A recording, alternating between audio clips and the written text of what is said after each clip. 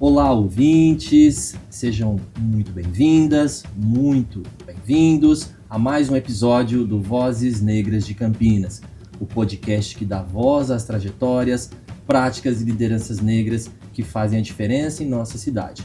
Eu sou o Daniel Estevão e hoje nós temos um episódio duplo especial.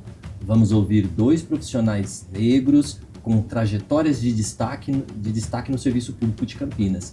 Este programa é uma iniciativa da Prefeitura de Campinas, por meio da Secretaria de Gestão e Desenvolvimento de Pessoas, em parceria com a Câmara Municipal de Campinas, a Casa do Povo, e faz parte das ações do nosso programa de desenvolvimento de lideranças negras na gestão, que visa identificar, valorizar e capacitar, além de dar visibilidade a servidores e servidoras públicos negros e negras, que ocupam ou aspiram a ocupar espaços de liderança. Quero desde já apresentar os nossos convidados. Nós temos aqui a Francis Roberta de Jesus, que atua como orientadora pedagógica, produtora executiva da Educa TV, é integrante do GT de Educação Antirracista, uma pesquisadora que une formação acadêmica e atuação na prática escolar. E aqui, do outro lado, nós temos o Cleiton Peniche, que é um pedagogo, um psicopedagogo, com uma trajetória docente, uma trajetória de direção de escolar, de supervisão e atuação no cerimonial da prefeitura, junto do gabinete do prefeito. Com forte ligação com a cultura afro-brasileira, a valorização da comunidade negra e a educação antirracista. Hoje, vamos não só conhecer as suas trajetórias, mas também investigar as estratégias que eles utilizaram para avançar, os desafios enfrentados como profissionais negros no serviço público e o que aprenderam para apoiar novas lideranças negras. Francis, Cleiton, sejam muito bem-vindos ao nosso podcast. Muito obrigado. Tudo bem com você, Francis? Obrigada. Tudo bem, tá tudo ótimo. Obrigada pela oportunidade. Tudo bem com você, Cleiton? Tudo ótimo, melhor agora. Ocupando esse espaço aqui nesse programa incrível que vocês estão lançando. Parabéns. Maravilha. Bom, vamos começar então conhecendo um pouquinho de vocês, né? Eu já falei um pouquinho aqui, né, do perfil de vocês, mas vamos falar um pouquinho mais. Ô Francis, conta para quem está escutando a gente, quem é a Francis Roberta de Jesus, né? Fala um pouquinho, né, do início da sua formação, um pouquinho da sua trajetória, né, passando inclusive pelo doutorado, nós temos aqui uma doutora, né, a sua atuação como alfabetizadora, professora, orientadora pedagógica e produtora executiva da Educa TV.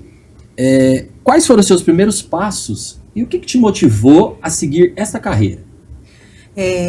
Excelente pergunta, é sempre muito complexo falar de nós mesmos, mas eu digo que o motor dessa minha formação é uma mãe preta, empregada doméstica, que já viveu em situação de rua aqui em Campinas. Ela veio de Rio Claro, de uma situação que ela vivia num lar adotivo. Ela recebeu a maioridade com 14 anos de idade, disseram para ela que ela tinha 18 e que, portanto, ela podia tomar o rumo da vida.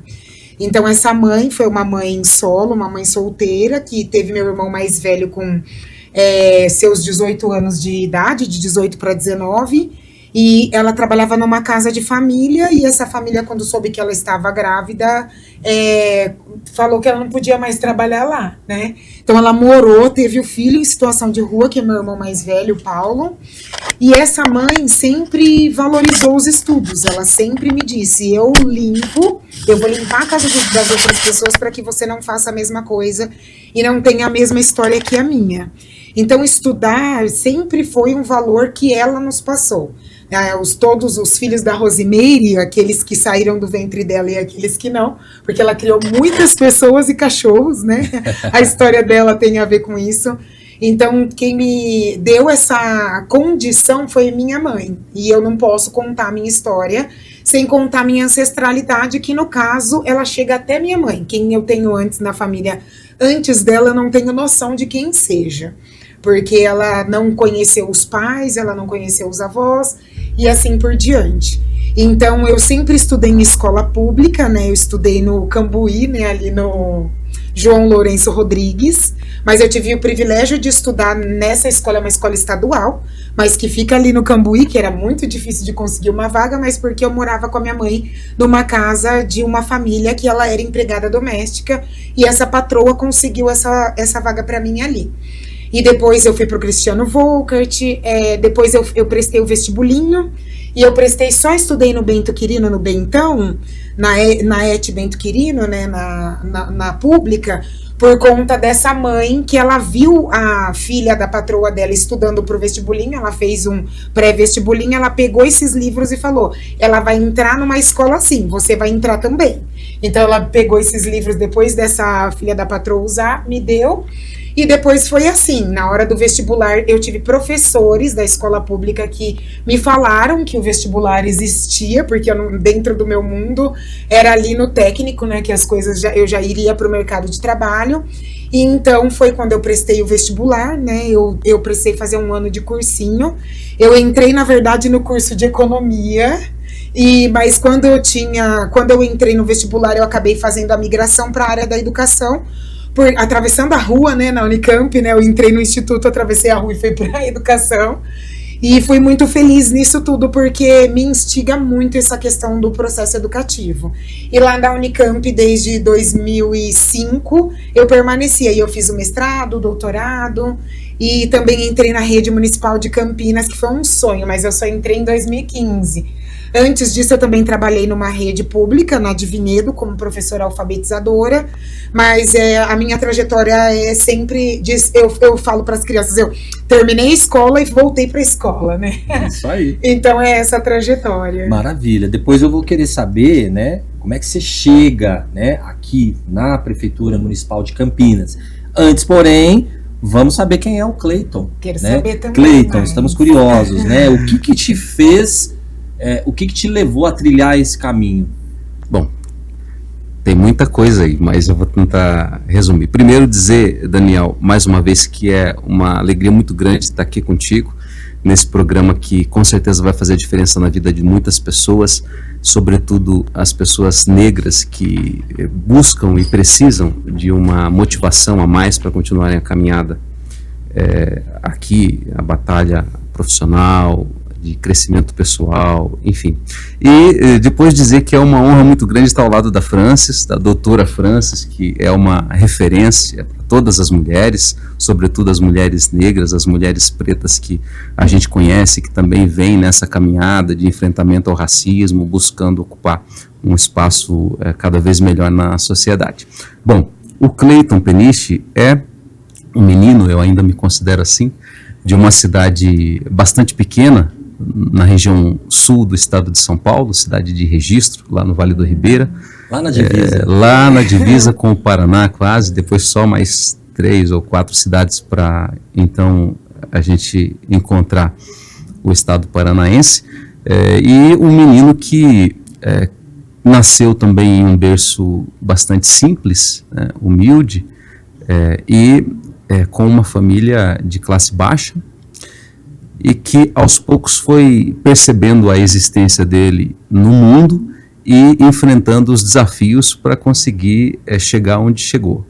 Esse menino teve poucas referências diretas na família, né, porque os meus pais naquela época ainda não tinham nem a formação de nível médio, né, então eles não conseguiram naquele momento mostrar um horizonte mais amplo, diferente daquele que eles conseguiam enxergar. E a vida foi mostrando que era possível ir um pouco além, e então fui encontrando respostas aí no convívio social, na escola, com a orientação dos professores, dos mestres, com os bons exemplos que eu tive na escola, na igreja, na arte, na música, na capoeira, enfim, em tantos outros espaços que eu pude frequentar, e assim fui alargando os meus horizontes até chegar a este momento aqui em Campinas. Muito bem. Você começa, né, a tua trajetória na educação. Pelo menos aqui em Campinas, a sua trajetória você acessa o Serviço Público Campineiros num espaço de educação. É isso? Na verdade, eu acessei a educação lá na minha cidade natal. Foi a minha primeira profissão. de fato, profissão formal, eu diria. Mas confesso que foi um pouco por acidente. Tá. Porque o que acontece? Quando eu ingressei no Cefam, Centro Específico de Formação e Aperfeiçoamento do Magistério, que infelizmente não existe mais, eu era ajudante de pintor e ajudante de pedreiro. Então eu preparava massa de concreto para o pedreiro poder fazer a calçada, rebocar a parede. Eu pintava algumas casas na companhia de adultos que me convidavam para trabalhar. E ali eu entendia que eu precisava fazer algo mais para que eu saísse daquela atividade que, embora fosse muito honrada, era bastante penosa.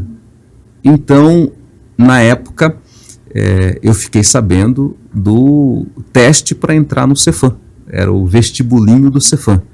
E fiquei sabendo que nessa escola a gente estudava o dia todo e ainda ganhava um salário mínimo.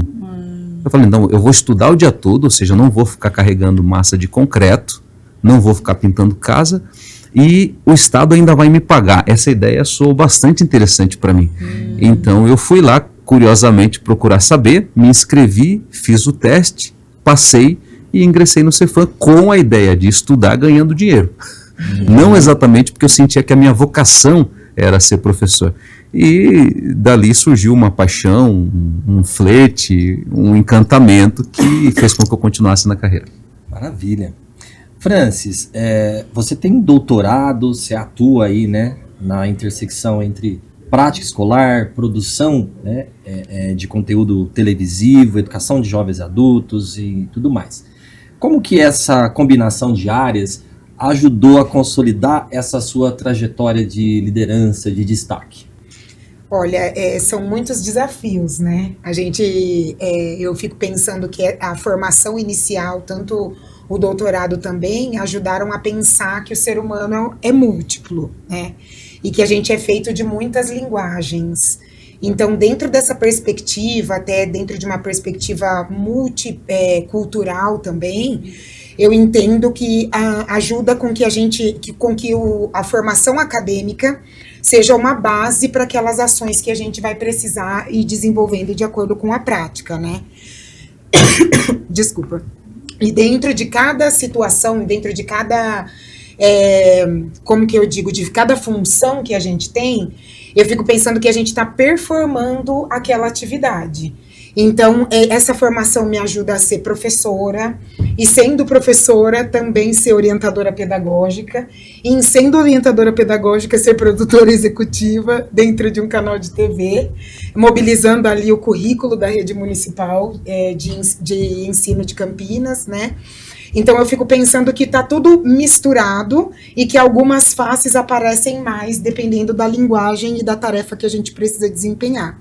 Mas em todas elas, essas identidades são múltiplas e elas acabam se misturando ali, né? Eu não vejo o meu fazer, seja dentro da escola, dentro da sala de aula como professora, ou como produtora executiva, ou como membro de um grupo de trabalho, alijado, separado dessa formação. Eu entendo que a formação me ajuda a ter um olhar crítico, a pesquisar, né, sempre que a gente precisa.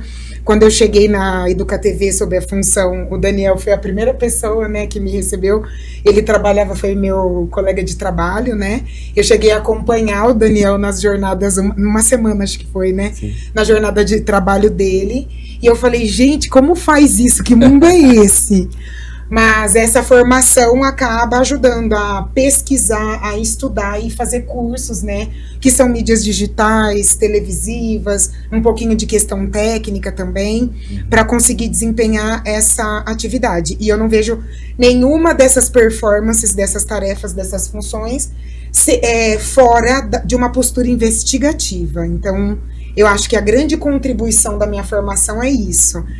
Pensar que diante de qualquer desafio, vamos pesquisar, vamos estudar, para poder saber com quem já está há mais tempo nessa função e com o legado, né, que a academia deixa para poder fazer as tarefas que a gente tem no momento. Muito bom, Francis. E nós estamos falando de trajetórias.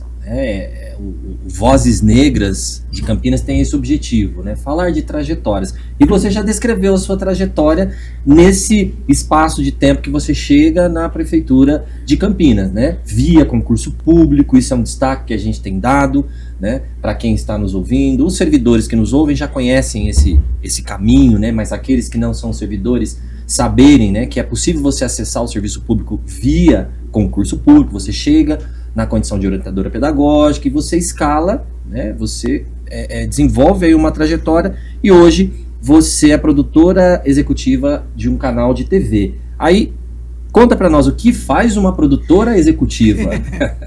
Faz tudo de produção, faz tudo que precisa, né? Então a gente tem um processo, né, para chegar no produto final, para chegar naquele programa, aquele produto que está sendo visto na TV, tem todo um processo anterior, né? A gente tem uma roteirização, em cima desse roteiro a gente tem a leitura do roteiro, o estudo, saber quem vai ser o apresentador ou quem vão ser os atores que vão performar, né, fazer aquele programa.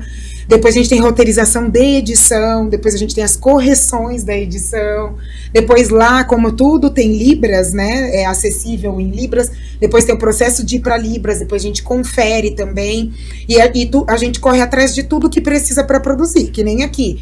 É um videocast, precisa de microfones, de uma mesa, de uma cortina, de uma tela, então a gente vai atrás de arrumar tudo isso, dentro das condições que a gente tem, né, de ter esses elementos. Então a gente produz tudo isso, mas a gente trabalha desde a concepção. A gente fala que o programa nasce ali no momento do conceitual. Então a gente tem que pensar o que é o programa, qual é o nome dele, qual é o objetivo, para que público ele é, qual é a relação curricular que ele tem em relação ao currículo, às diretrizes municipais de Campinas e a Base Nacional Comum Curricular, a LDB também, o ECA. Então a gente costura esse conceito e dentro de tudo que a gente vai fazendo, mesmo que seja algo que seja de diversão, a gente não pode trair esse conceito. Então as pessoas dão várias ideias, podia isso, podia aquilo, mas a gente volta sempre para o conceito, que ele é a essência daquele programa. Tá, então certo. A gente faz tudo como produtora executiva. Eu nos agradecimentos aqui do nosso podcast, eu sempre comento da galera que está aqui na nossa frente, ó, que vocês não estão vendo, né? Tem uma galera aqui na frente que faz isso acontecer, né? E que também atua muito neste universo, né? Que você descreve aqui pra gente. Muito bom. Ô Cleiton, você tem assim uma referência cultural muito forte, né? Quando a gente conversou previamente, você fala da sua influência da cultura caiçara, ribeirinha, quilombola, você tem, né, uma militância local lá na sua terra e tudo mais. Como é que esse movimento, né, lá atrás, ou essas influências, como é que elas reforçam a sua identidade profissional e de que forma que isso favoreceu você ter a visibilidade que você tem hoje no serviço público? É uma pergunta bastante completa e complexa, porque tem vários fatores aí que influenciam muito nisso.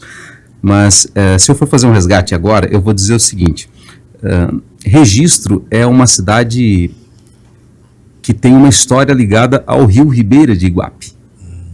Então, a formação da cidade começou à beira do rio. E o nome Registro é porque ali era registrado o ouro que era retirado da região. Então, o ouro encontrado na região era transportado por meio de embarcações. Essas embarcações paravam exatamente naquele ponto da cidade de Registro, fazia o registro do ouro e depois seguia. Então, o nome da cidade se dá por conta disso. A casa onde eu morei dos meus 0 até os 6 anos, ficava, que agora não existe mais, ficava bem próxima a este ponto, bem próxima ao rio.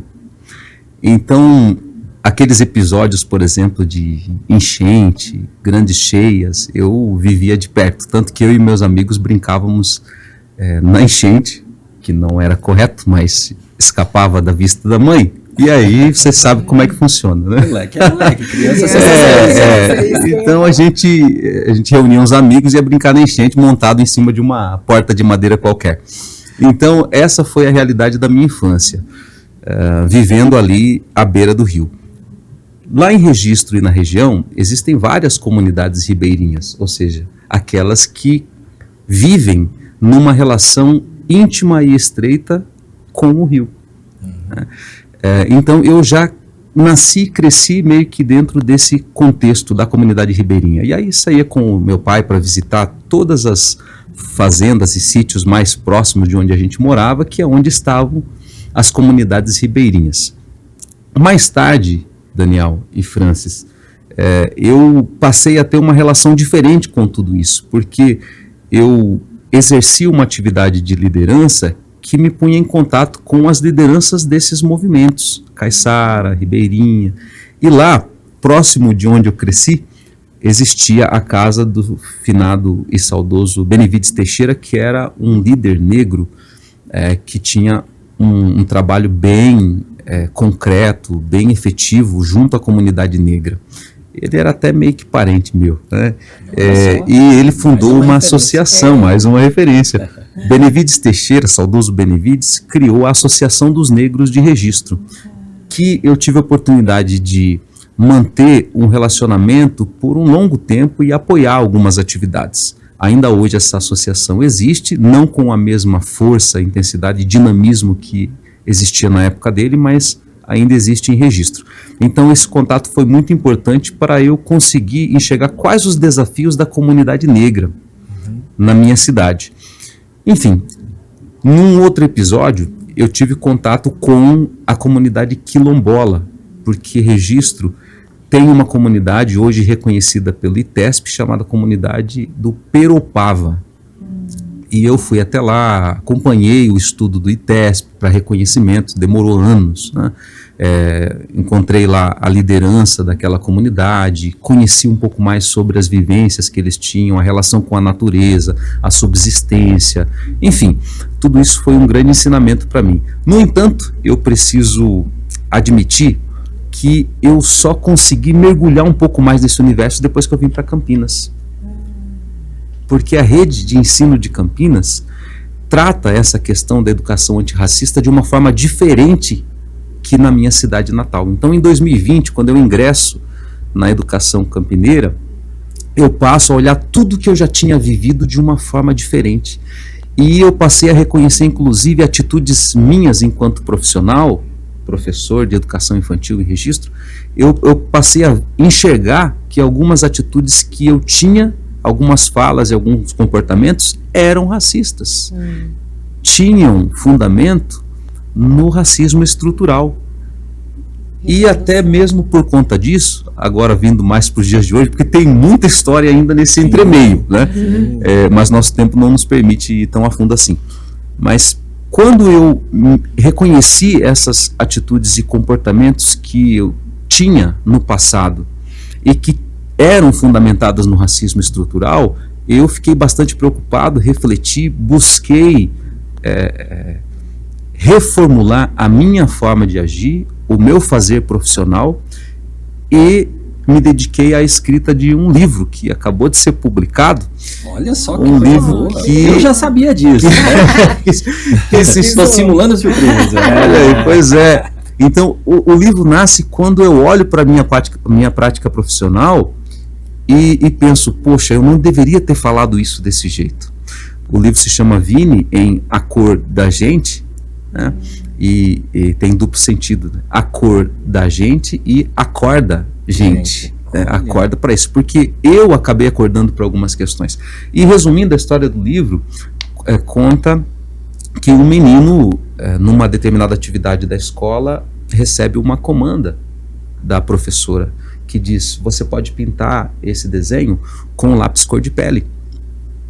E o menino contrasta a cor do lápis e a cor da pele dele e vê que não é compatível. Então ele fica perturbado, vai para casa, tem uma conversa com a mãe, diz: não consegui terminar a atividade porque eu vi que na escola não tem a cor da minha pele.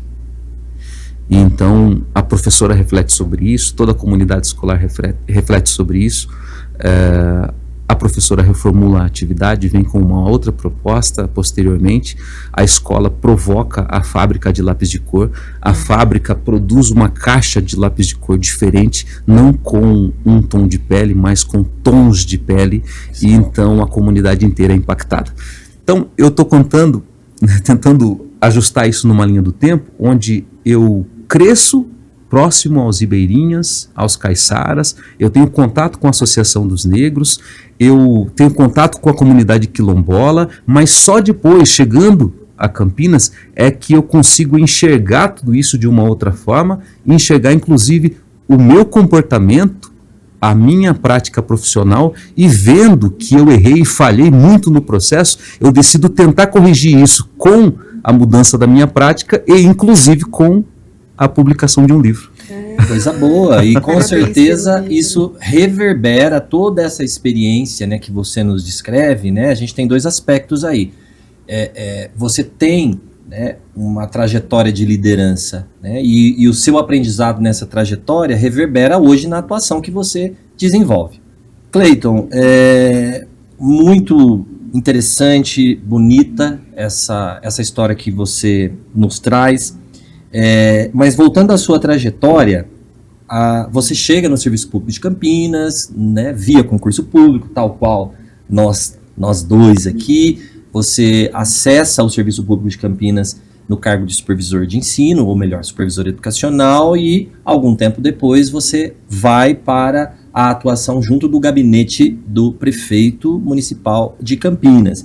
De maneira bastante reduzida, ou melhor, resumida, o que é que você faz no seu trabalho? Ok. Então vamos lá, de forma resumida. Eu chego a Campinas e assumo o cargo de supervisor educacional. Passo então a observar todos os movimentos que a educação campineira fazia naquele momento. Um momento bastante duro, por conta da pandemia, um momento bastante desafiador, e ali eu aprendo sobre a educação em Campinas. Logo depois desse período obscuro da pandemia, que Campinas enfrentou, diga-se de passagem, com bastante criatividade, com bastante dedicação e empenho, nós passamos a atuar presencialmente. E aí eu vou ter o contato com os pares, enfim, conhecer um pouco mais a educação de uma outra forma, aí com o calor humano. E em uma oportunidade, o secretário de Educação da época, professor Tadeu Jorge, pede para que eu faça parte de um grupo de trabalho por conta de um projeto que iria acontecer em Campinas, que é o Assiste Campinas. Eu fui participar desse grupo de trabalho e percebi que eu poderia dar uma contribuição na parte de comunicação, alguma coisa de produção também, porque eu sou curioso nessa área, não sou especialista igual minha companheira aqui, mas... Então eu vou tentar colaborar nesse sentido. Bom, primeiro evento do Assiste Campinas, com a minha participação lá no Osiel, eu vejo que há um microfone no palco, 3.000 pessoas aproximadamente no pátio, na quadra da escola, conhecendo tudo que estava sendo oferecido ali pela prefeitura, de serviço público, etc., mas nenhuma pessoa para anunciar a programação. Microfone, as pessoas ali, os serviços sendo oferecidos, mas ninguém para explicar o contexto, explicar o que estava acontecendo. E aí então eu pergunto, falo, olha, o microfone está ali, vocês não têm nenhuma pessoa para fazer isso? Disseram para mim, não, o microfone só está ali porque vai ter uma apresentação musical depois. Eu falei, então empresta o microfone para mim, por favor. Eu me atrevo então a explicar sobre a programação com uma locução mais vibrante, e o prefeito chega. Quando ele chega, depois me contaram que ele perguntou quem era aquele camarada que estava lá no palco fazendo a apresentação da programação, conversando com a população e orientando. Disseram, é um servidor público efetivo, ele é supervisor educacional. Ah, é da educação? Bom, pronto. Tudo aconteceu, o cerimonial do prefeito assumiu, não era eu, obviamente. A cerimônia aconteceu, o evento terminou, foi um sucesso, e 2 semanas depois meu telefone tocou. Porque no cerimonial do prefeito, existia uma lacuna, precisava de mais uma pessoa que soubesse trabalhar com isso, e o prefeito lembrou de mim, falou, aquele rapaz lá, tal. E eu fui lá saber como é que funcionava, recebi então o convite para começar a atuar ali no gabinete do prefeito, nessa área de cerimonial. Ele perguntou: você já fez isso alguma vez? Eu falei: fiz várias vezes, porque as formaturas das escolas aconteciam lá na minha cidade natal e eles me convidavam para fazer a cerimônia. E tinha um projeto lá de meio ambiente de uma concessionária de rodovia federal, a Arteres, em que eu também era convidado para fazer a cerimônia, e assim por diante. Ela falou: então você já tem experiência com isso? Tenho. Bom, você aceitaria? Então aceitei, fui lá e tal. Como cerimonialista do prefeito, ou mestre de cerimônias, o que a gente faz? A parte de roteiro, que a colega Francis aqui também cuida, né, de roteirização, falar do que é o evento. Então a gente recebe as informações, vê aquilo que é mais relevante, comunicar para a população naquele evento, escrevemos um roteiro então, e no dia da cerimônia a gente explica isso, fala: olha, o que está acontecendo aqui nesse evento é tal coisa, o objetivo da prefeitura é esse, a administração trabalhou nesse sentido, agora eu convido as autoridades A, B, C, D para estarem à frente, darem uma palavra, transmitir uma mensagem, uma explicação para a população, e enfim, depois de tudo isso ocorrido, a gente faz o encerramento e os devidos registros de quem esteve presente, etc. O cerimonial, basicamente, ele cuida disso, mas a grande questão aí é conseguir trabalhar essa comunicação, trabalhar com a tonalidade certa, uma voz potente, clara, esclarecedora, que consiga envolver, trazer simpatia para o evento, porque ninguém quer um evento formal quadrado, engessado.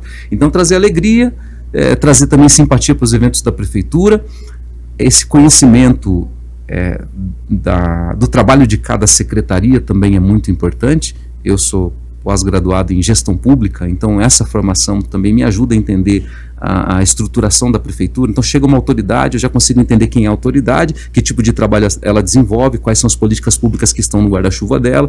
Então eu consigo cruzar essas informações e trabalhar de forma que a cerimônia seja séria, ela esteja dentro de um contexto real, dentro da dinâmica da prefeitura, e ao mesmo tempo que dialogue com o munícipe que está acompanhando a cerimônia de uma maneira leve. Perfeito. Esse é o desafio de um cerimonialista. Muito bom. Na verdade, a sua explanação traz algo aqui para a nossa conversa, que são as estratégias de desenvolvimento na carreira. Né? São estratégias. Né? Ter visibilidade é uma delas. Um convidado nosso de um outro episódio, ele destaca isso, né? Que para você ter maiores possibilidades, você precisa ser um bom servidor, né? Você fazer bem aquilo que você faz, é uma estratégia, ter visibilidade, né? Porque quando você desenvolve um bom trabalho, você de alguma forma chama atenção, e isso é uma estratégia para aqueles que desejam, né, ascender na carreira, ocupar outros postos, porque nem todo mundo tem esse desejo, né? Mas há aqueles que têm. Então, as trajetórias de vocês mostram bem isso. Mas a gente sabe que a trajetória das pessoas negras, ela é atravessada por dificuldades maiores do que de uma população não negra, de pessoas não negras, né? Então, eu queria saber de você, Francis, que você contasse pra gente de maneira objetiva, se você enxergou na sua trajetória, que você já descreveu aqui pra gente, na condição de uma mulher preta, barreiras institucionais que de alguma forma estão ligadas ao racismo. Com certeza, muitas. Eu passei a ter que estudar sobre educação antirracista e a questão do antirracismo, a questão decolonial, descolonial, contracolonial, anticolonial. Esse repertório todo me foi dado a partir do serviço público na rede municipal de Campinas. O meu ingresso foi muito complexo para mim, assim, eu vou narrar essa história, ela já esteve em outros espaços, né, mas é a história que eu vivenciei. Eu entro na rede, eu tinha acabado de fazer 28 anos, então eu tinha pouca idade para estar no cargo, né, não era uma idade comum de se estar no cargo de orientação pedagógica. E eu recebi muitos enfrentamentos por questão da minha idade, por questão de ser mulher. Eu já tive pais de alunos que se recusavam a falar comigo porque o meu chefe era um homem, então eles pediam para falar com um homem que era o meu chefe, e eu tive também bastante cobranças de outras chefias, que inclusive uma delas chegou a me falar que eu não tinha, ela perguntou para o meu chefe, essa chefia no caso, ela perguntou para o meu chefe se eu tinha formação para estar ali. Eu não imagino como alguém ocupa um serviço público, um cargo público, sem ter formação para isso. Então, ela fez esse questionamento, perguntou qual era a minha formação. Ora, para eu chegar no ambiente da escola, a gente não tá passando na rua, fala, eu quero trabalhar aqui, entra e trabalha, né? Tem uma série de questões antes para a gente poder provar a nossa formação e a competência para estar no cargo. E tiveram diversas ações dessa chefia de checar livros, pedir para eu mandar pauta de reunião de trabalho docente, de planejamento, de RPAI, de reunião de avaliação e participativa interna, para eu enviar para a chefia para ela verificar e dela estar em reuniões que eu estava coordenando para ela verificar se eu sabia. E ela não era responsável por me avaliar, o meu estágio probatório, né? Era de alguém que estava ainda na minha chefia imediata, ela não era. Ela checou e teve uma vez que ela me orientou, verificou o trabalho, tudo, foi me dar uma devolutiva e ela falou para eu ir até uma escola que tinha uma orientadora pedagógica branca, considerada muito boa pela rede, um destaque, para eu aprender como ela fazia o serviço para eu poder fazer o meu. Então, aqui no serviço público em Campinas, eu tenho uma outra situação agora. Mas os meus 4 primeiros anos foram de muitos enfrentamentos. E eu soube o que era racismo exatamente em Campinas. Porque eu já era funcionária pública em outras redes. E não tinha que lidar com as mesmas questões. É claro que eu estou na gestão apenas em Campinas, né? Em outros lugares eu era professora. Mas foram muitas as situações. De eu ouvir falas preconceituosas, inclusive da comunidade da escola. Então eu tive que lidar com todas essas questões. E o jeito de eu lidar com isso foi estudando. Então todo esse repertório que a gente discute na educação antirracista, atualização das diretrizes municipais, a gente escreveu o protocolo, foram 2 anos de escrita do protocolo para enfrentamento de casos de e prevenção de casos de racismo, né? A gente tem um protocolo na educação, a gente está revendo as diretrizes municipais curriculares. Todas essas questões que eu fui estudando, que eu tive elementos para enfrentar todas essas questões. Você teve que, mais uma vez, a gente vem para a questão das estratégias, né? Isso. E no teu caso, nesse caso, são estratégias de sobrevivência. De sobrevivência. E sendo mulher, sou o outro do outro. Outro né? do outro, exatamente. Então, são muitas questões. Nosso tempo está findando, né? Daqui a pouco a gente vai precisar encerrar, mas eu volto para você, Cleiton, e te pergunto o seguinte, na sua visão, né?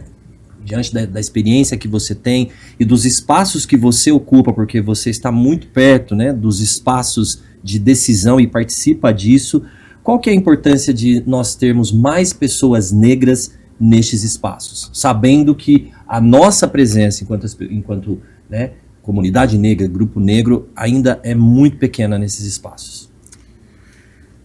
Pois bem, Daniel, essa também é uma pergunta que exige uma resposta bastante profunda, mas em função do tempo eu quero responder com 2 comentários.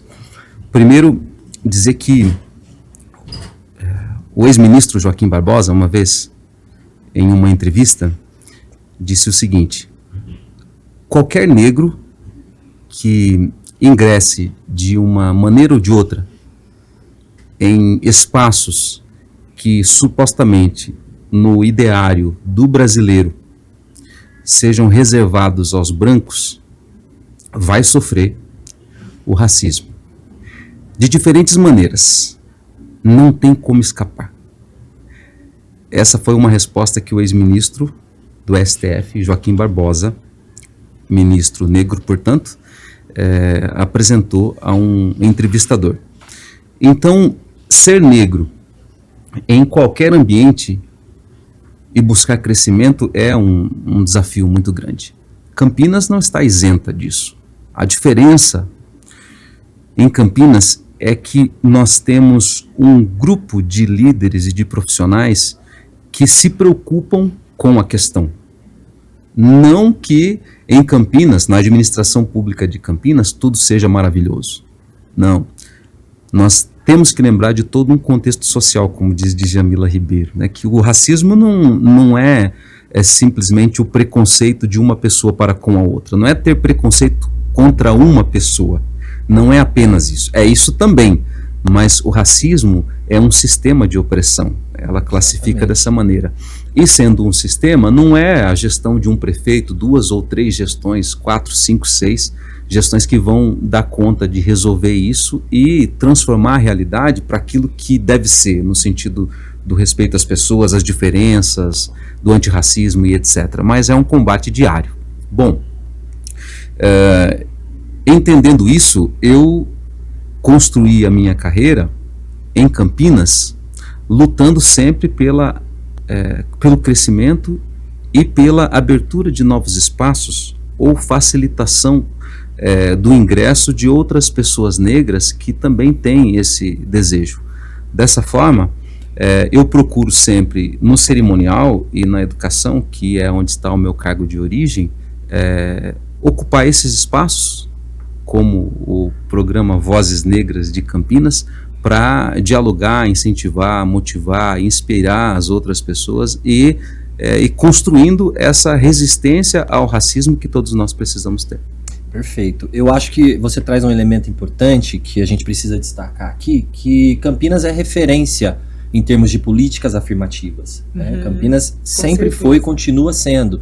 Né? Lembrando que as políticas afirmativas do município estão sob o escopo da Secretaria de Gestão e Desenvolvimento de Pessoas, né? Que tem todo um trabalho voltado para isso, né? Relativo às legislações, às cotas, ao atendimento aos servidores negros e negras, enfim. Então é isso, nós não temos as condições ideais, mas o importante é que nós estamos avançando e a gente espera que a curto, talvez não, mas há algum tempo à frente a gente consiga ir melhorando esse cenário. Francis, para a gente encerrar, né, eu queria que você deixasse um conselho, né, para os jovens servidores que estão aí, que estão chegando, né, no município via concursos públicos, em relação a esse movimento, a essa possibilidade de melhorar na carreira. Né? Você já trouxe na sua fala vários elementos, mas que conselho você daria para esses servidores que desejam, almejam ascender na carreira? Eu falei bastante sobre o estudo, né, sobre essa importância de continuar, o Cleiton também disse, né, sobre pós-graduação, o processo de estudo, então esse desenvolvimento de continuar se desenvolvendo profissionalmente. Eu acredito que a ideia da gente estar no serviço público, a gente tem uma ética, né, que quando a gente ingressa tem ali uma listinha de tarefas para a gente desempenhar, e a gente pode falar, a formação mínima para eu ingressar era essa, e eu posso sentar ali e permanecer, né? Só que a gente vai poder ficar reproduzindo a mesma coisa sempre. A ideia, o conselho que eu deixo é da gente sempre permanecer estudando, se atualizando, né? O que tem de novo na nossa área, a gente continuar estudando, e dentro de todas as questões que a gente estiver passando no serviço público, a gente ter um olhar crítico para o lugar onde a gente está, quantas pessoas também poderiam estar ali conosco e não estão, e quantas precisam estar naquele lugar. Porque se a população negra do país é 56%, né, entre negros e pardos, a gente deveria ter essa mesma proporção em qualquer lugar da sociedade, né? Era o mínimo que a gente esperava. Então, para ocupar esses espaços e também não soltar a mão de outras pessoas. O Cleiton trouxe esse exemplo, né? Então, a gente precisa ter esse companheirismo também, esses coletivos, até mesmo dentro do serviço público, porque uma pele negra sabe as marcas que uma pele negra tem. E nenhuma outra pessoa vai poder falar por nós. E nada de nós sem nós. Então, a gente construir, participar dessas políticas também, desses espaços críticos e compreender as tecnologias do racismo. Porque se ele acaba um dia, não sei. Mas ele se metamorfoseia. Ele tem outras formas, tem institucional, tem escolar, tem estrutural. A gente tem uma série de adjetivos aí para tipos de racismo. E para estar na frente de luta e de batalha, para fazer a questão das relações étnico-raciais em qualquer espaço no qual a gente estiver trabalhando, né? Então, seja na saúde, na educação, qualquer espaço ter essa postura de luta e de construção também. Lindo isso. Obrigada. E muito profundo. Que pena que a gente não tem mais tempo, né? O papo tá bom, a prosa tá boa, e eu gostaria de encerrar com você, Cleiton, né? Fazendo as suas considerações finais. quero agradecer, Daniel, pela oportunidade de estar aqui contigo, parabenizar na sua pessoa a secretária Eliane Jocelaine, de Gestão e Desenvolvimento de Pessoas, toda a equipe desta secretaria que tem esse trabalho focado no reconhecimento e na valorização dos talentos dos servidores, sobretudo essa questão do desenvolvimento das lideranças negras. Vocês estão de parabéns. Agradecer a Francis pela oportunidade de estar ao lado dela nesse videocast, né, debatendo um tema tão importante e deixando o seguinte recado, que as pessoas negras e pretas iguais a mim, que estiverem ouvindo, não esqueçam que o racismo é um sistema de opressão. Não se trata de uma ação isolada de uma ou outra pessoa. E como sistema de opressão, ele existe para oprimir as pessoas negras, a população negra. E esse sistema foi utilizado por quase 4 séculos. Então, por mais que nós não consigamos enxergar de maneira evidente a existência do racismo, é impossível que uma construção feita há quase 4 séculos seja superada em apenas 1 século pós-abolição da escravatura, porque o que foi abolido foi a escravatura, não o racismo. Ele continua presente, enraizado em todas as estruturas, inclusive na administração pública. Então, que todos nós possamos enxergar isso de uma maneira mais profunda, para que, reconhecendo que o racismo ainda está nas bases da sociedade brasileira, a gente possa procurar os melhores caminhos para enfrentá-lo e assim construir um amanhã melhor. É o recado que eu deixo. Muito bom, muito bom. Francis, você quer fazer agradecimentos? Nada como estar ao lado de um cerimonial. Fiquei pensando nisso. Eu falei, gente, ele fez aqui muito excelente. Eu quero agradecer a secretária, né, também, Eliane Jocelaine, agradecer o Daniel, que foi um parceiro na Educa TV, continua sendo um parceiro de trabalho, porque a gente tem o mesmo cargo, né, orientador pedagógico. Sim. Eu quero agradecer a equipe da Educa TV Campinas também, que é a minha parceria, né, que eles estão lá, né, e eu estou aqui neste momento.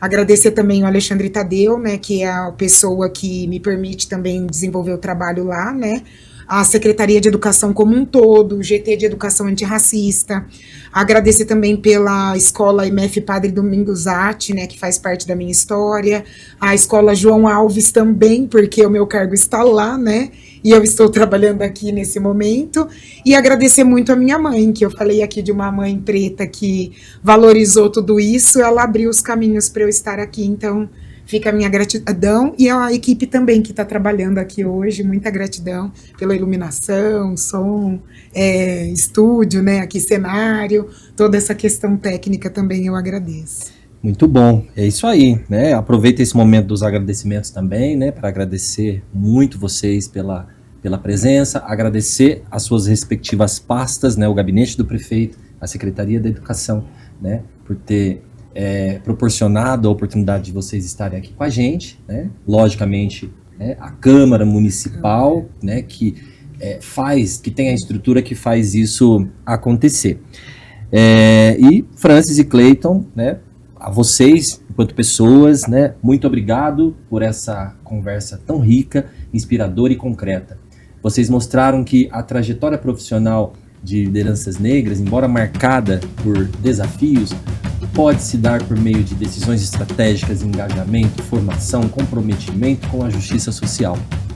Aos nossos ouvintes que estão em casa, lembrem-se que este episódio integra a série do Vozes Negras de Campinas, fruto da parceria entre a Prefeitura de Campinas e a Câmara Municipal de Campinas, e está alinhado ao Programa de Desenvolvimento de Lideranças Negras, por meio do qual buscamos promover visibilidade, rede de apoio e inspiração para novos ocupantes de espaços de decisão. Se você se identifica com esse propósito, compartilhe esse episódio, marca nos comentários profissionais negros que você admira e impulsione a construção de uma rede de lideranças negras em nossa cidade. Francis, Clayton, muito, muito, muito obrigado por vocês estarem aqui, por vocês deixarem a contribuição de vocês. Eu que agradeço, uma honra. Eu agradeço muito, obrigada. Obrigado.